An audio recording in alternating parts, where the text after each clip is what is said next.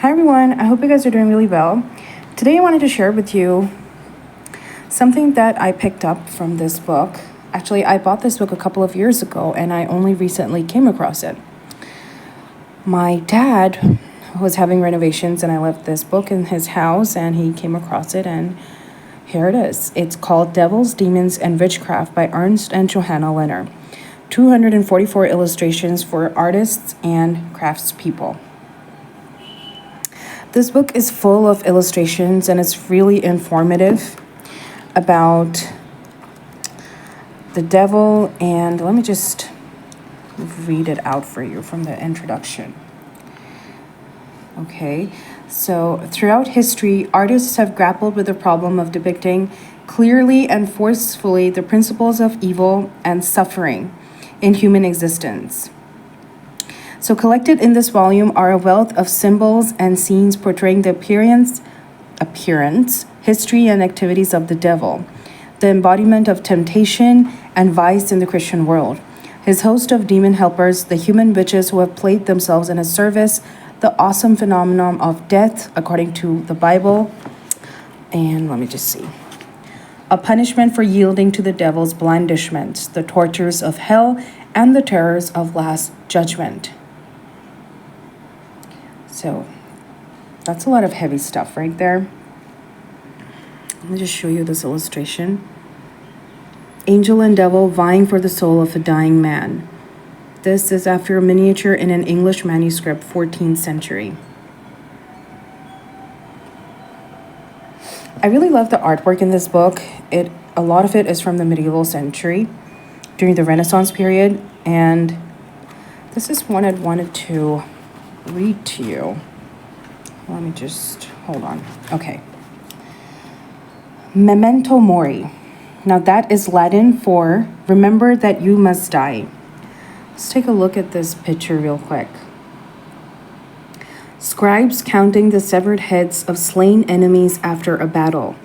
After an Assyrian Babylonian bas-relief, and I don't know how to pronounce that, Konungic Palace. Excuse me if I'm mispronouncing this, but look at that detail. Okay, this is what I found really interesting. Memento mori. Okay, let me read it out. So this is Latin for remember that you must die. It's an object or a pictorial symbol associated with death. Such symbols include skulls, bones, coffins, urns, angels of death, upside-down torches, graves and gravestones, hourglasses, skits, spades, toads, serpents, worms, owls, ravens, cypresses, weeping willows, tuberoses, parsley, and many more. A good number of these associations and our present-day funeral practices can be traced back to antiquity. These emblems of mortality have long been used as items of adornment. Mary, the Queen of Scots, owned a skull-shaped watch. Martin Luther had a gold ring with a death's head in enamel. Even today, skull motifs are used in all sorts of jewelry. And this, let's see what this is. This is a page from an Egyptian papyrus book of the dead, which was placed into the tomb with the mummies as a guide for the souls of the departed. There.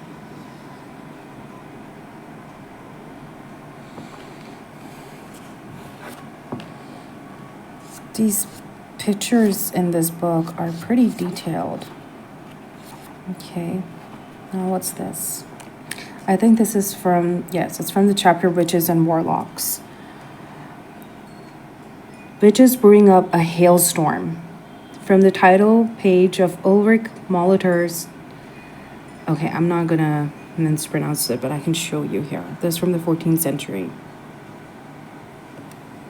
These witches are brewing up a storm. Now, I wish I could brew up a rainstorm in the place where I'm residing because it is so hot here. Wow, look at this. Okay, and this is glitter because I was painting my nails a while ago. This is the Baphomet, the goat incarnation of the devil. And this is after Eliphas Levi from a pen drawing in a French occult manuscript. La Magie Noire, Black Magic, 19th century. Look at that. And this depicts the fall of Lucifer from heaven. We can see that's Archangel Michael. This is also from the 14th century. Okay. This is the fall of Lucifer, the Lightbringer, chief of the rebellious angels. The battle in heaven with Saint Michael leading the loyal forces against the future devil, Satan, and demons is alluded to in the revelations of Saint John the Divine and has captured the imagination of many creative men. That's the artwork. Show you more pictures in this book. The Four Witches. This is again from the 14th century. I don't really feel witches actually look like withered crones. But over here we see witches being depicted as concocting an ointment to be used for flying to the Sabbath. 15th century.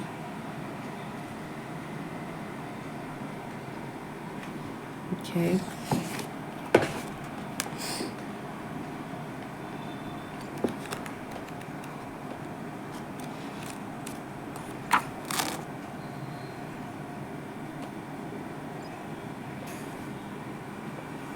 Okay.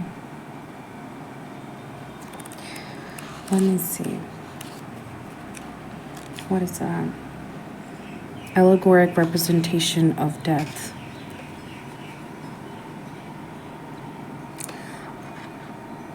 That's the tree of death. Burial tree on the island of Cephalos. This is in 1499, London. The reason why, let me show you this. Death leaping from hell on his charger with arrow and coffin to claim his rights over mortals. That can't be pretty. I'm kind of fascinated with the artwork here because I remember when I was in grade 6, that's the first time I read about the Renaissance, and I actually did a project detailing the medieval torture devices and in that time in the 15th century. And it got me thinking that imagine all of the brain that went behind these torture devices. Imagine if that could be used for the good instead. Look at that. Macabre illustration by Edmund J. Sullivan. There. I like her roses. She looks pretty. This is again by Edmund J. Sullivan, Macabre illustration. Look what it says here. Oh, come with old Chaim. I don't know. I'm sorry if I'm not pronouncing that right. And leave the wise. To talk, one thing is certain, that life flies. One thing is certain, and the rest is lies. The flower that once has blown forever dies. This is hauntingly beautiful. This is from the 18th century. It's the resurrection of Christ.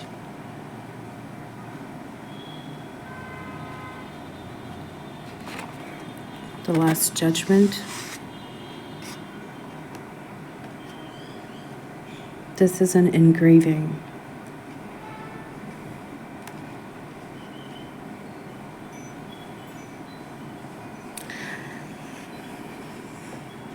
This basically says, sorry about that horn behind. In Christian belief, Christ rose from the dead, and on Judgment Day, the last day of the world, everyone who ever lived will awaken from the dead and be tried by the Lord and his angels.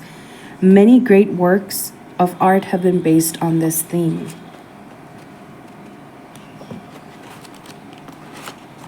Okay, what is this? Wow, look at that. A skull watch.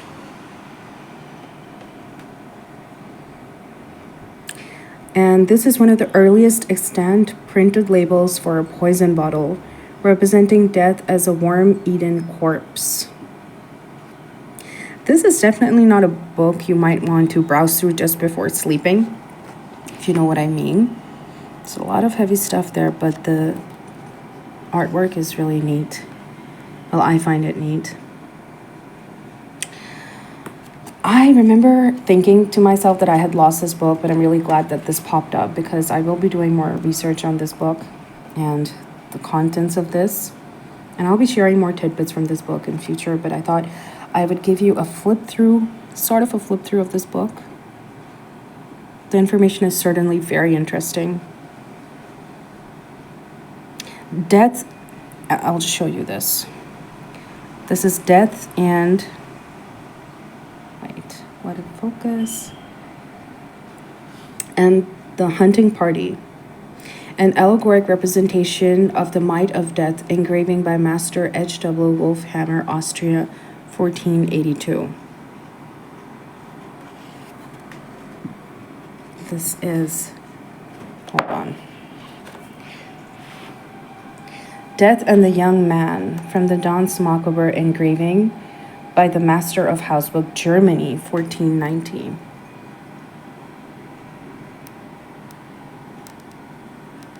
So this is a favorite medieval theme. Let me just read a little bit about this for you. This is connected with a view of the world as mere vanity. This was a leveling of all social classes and ranks in death, with death aptly personified as the bare, unidentifiable universal skeleton. At first in church frescoes and then in dozens of books, the theme of death, seizing all men from emperors to peasants, became popular throughout Europe. The woodcut illustrations of the Dance of Death by Hans Holbein the Younger, 8 of which are reproduced in this chapter, are the most famous of all. Okay, so let's have a look at that. This is also a page from the Danse Macabre de Femme, Paris, 1486.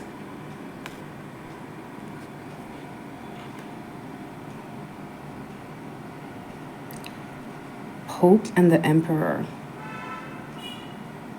I'm not sponsored by anyone to do this, but I'm just sharing it out of pure curiosity and just the joy of sharing, I guess. Doctor and Lover. Good Lord. And this is the Orchestra of Death.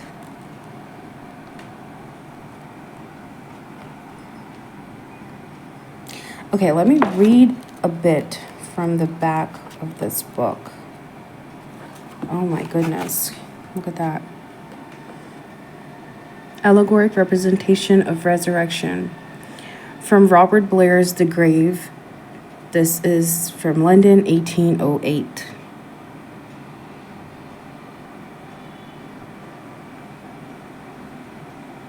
Okay. Look at that. Weighing of Souls by Archangel Michael, 1544. Printed by Johann Weisenberger.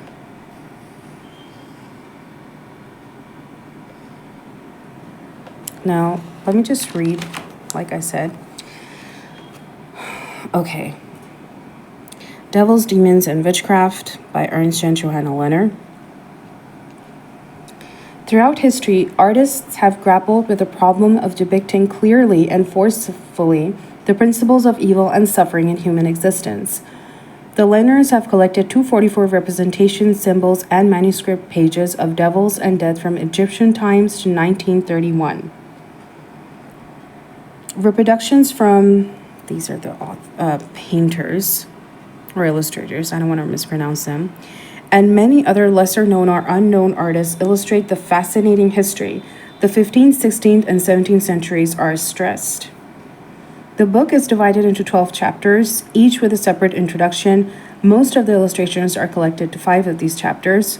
Devils and Demons, including Belial, Beelzebub, and the Antichrist, witches and warlocks, their animals, forms, and rituals. The Danse Macabre, with the Dance of Death alphabet by Holbein, and representations of all classes leveled by the common force of death, memento mori, which I spoke about in Latin, including a skull clock, a macabre representation of the tree of knowledge and death, and the winged hourglass and skith, and religio-political devilry, the fight between the papists and the reformers, and the symbols of devils in other political disputes. There are also chapters on the fall of Lucifer, fall and Mephistopheles, hell and damnation, the apocalyptic horsemen, witch hunting, the art of dying, resurrection, and reckoning. Anyone curious about witchcraft, death, and devils will be interested in this book. It is particularly useful to teachers, artists, and illustrators who need clear reproductions for the classroom, for models, or for commercial uses. Death, devils, and their history are very much with us today. How true is that? Death, devils, and their history are very much with us today. I think they have... Okay, no, that's something else. I thought that's their other books. Sorry about that. Let's look at this. The public hanging of the three Chelmsford witches. You know, flipping through this book, this is also a public hanging of witches. They had it rough, you know. And I don't really think it was purely logical, the way they were prosecuted.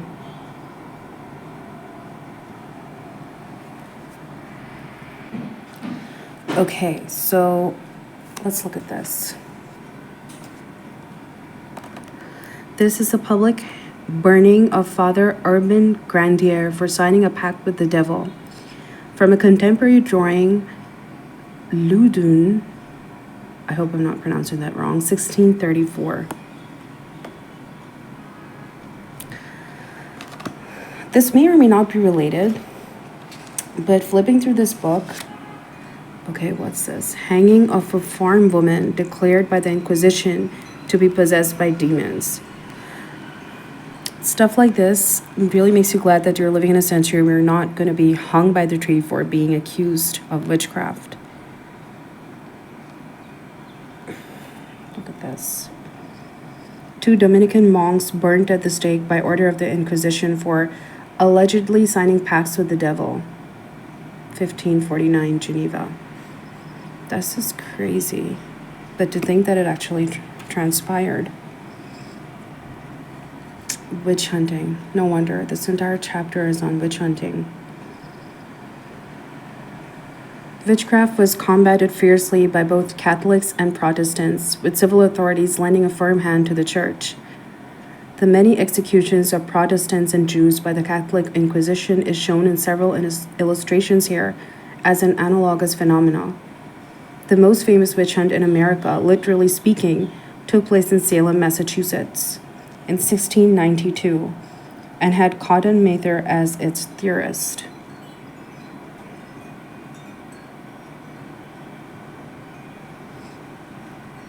This is torturing of Jews accused by Inquisition as heretics and perpetrators of black magic from a woodcut in 1475. That's just awful.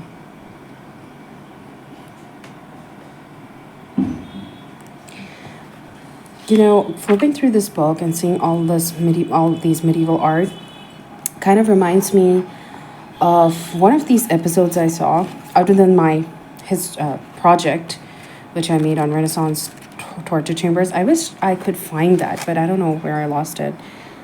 Okay, I'll just show you. This is relic monstrance in the shape of a skull and thigh bone. This is in Amsterdam, 1648. The winged angel of death with skull and hourglass, 1607.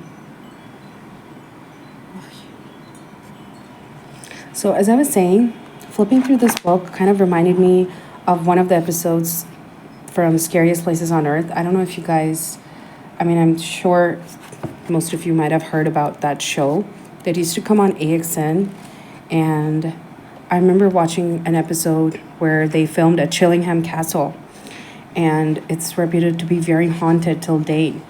And some of the medieval torture devices in those chambers have a lot of paranormal activity that goes on there. So flipping through this book kind of reminded me of that episode. It has that vibe.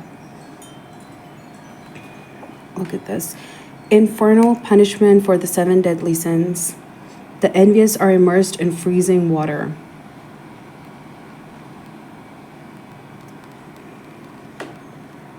This is also infernal punishment for the 7 deadly sins. The prideful are broken on the wheel.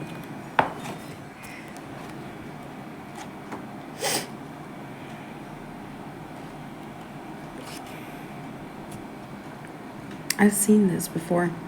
This is the biblical demon of evil, Belphegor, worshipped by Moabites.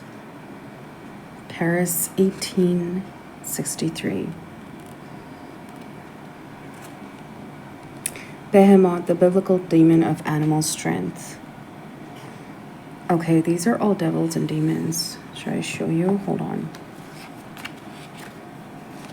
Oh, this is a demon of counterfeit. From a German handbill against the Kipperer and Vipperer, coiners and distributors of inferior coins, Munich, 1620.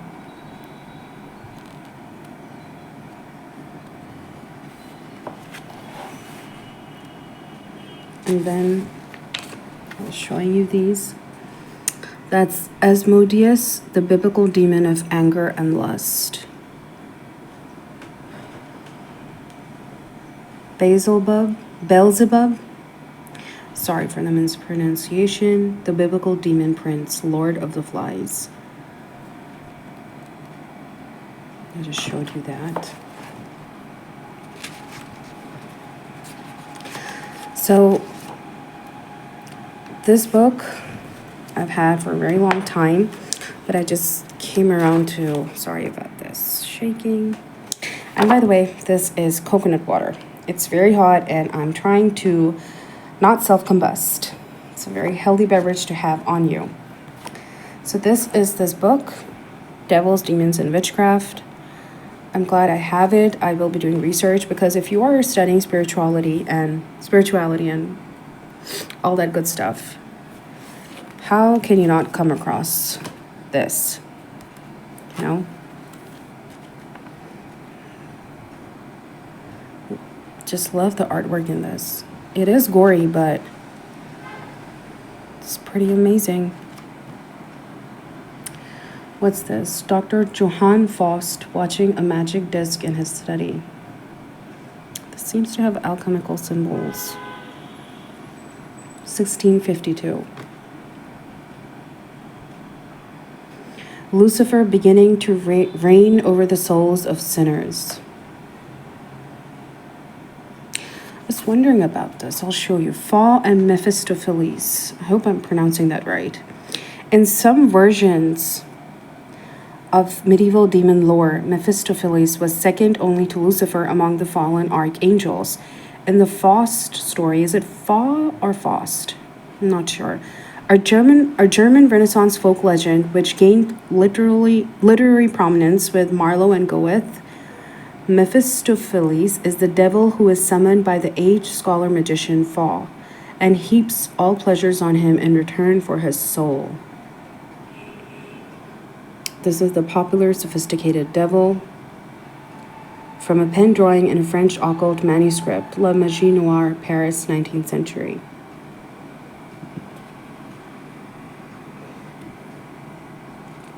It definitely won't be pretty to confront him. Oops.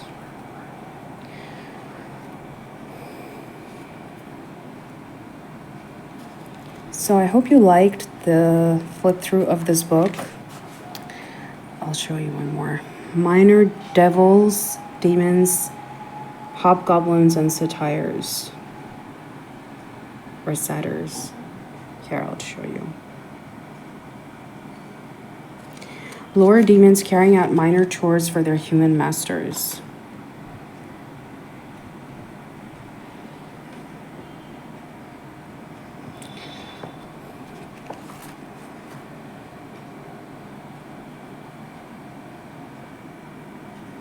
The Demons of Antichrist. Well, I guess this would be it for now. If I come across something else that is really interesting, which I'm sure I will in this book, I will definitely be sharing that.